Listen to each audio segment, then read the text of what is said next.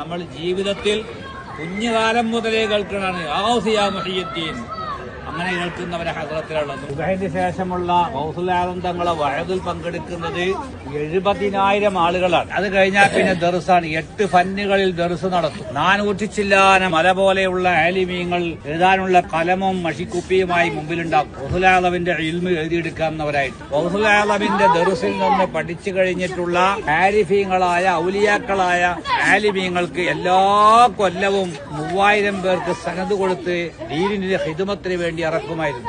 ലോകത്തിന്റെ നാനാഭാഗങ്ങളിലേക്കും ഇത്തരം വലിയ ആരിഫുകളായ ഔലിയാക്കളായ ആലിമീങ്ങളെ പറഞ്ഞു വിട്ടു എന്നതാണ് ഇസ്ലാമിന് അവർ ചെയ്ത മുഹിയുദ്ദീൻ എന്ന സ്ഥാനപ്പേര് കിട്ടാനുള്ള കാരണം. അബ്ദുൽ ഖാദിറാണ്. അബ്ദുൽ ഖാദിരിൽ മശ്ഹൂറു ഇസ്മി വജദ്ദി സാഹിബുൽ ഐനിൽ കമാലി. അബ്ദുൽ ഖാദിറാണ് എന്റെ പേര്. എന്റെ വല്ലിപ്പ മഹാനായ മുത്തു മുസ്തഫ റസൂലുള്ളാഹിയാണ്.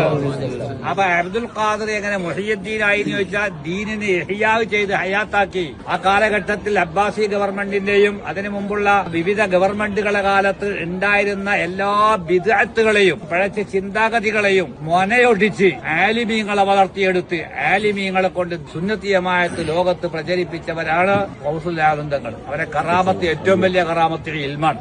ഒരുപാട് വേറെ കറാമത്തുകളുണ്ട്.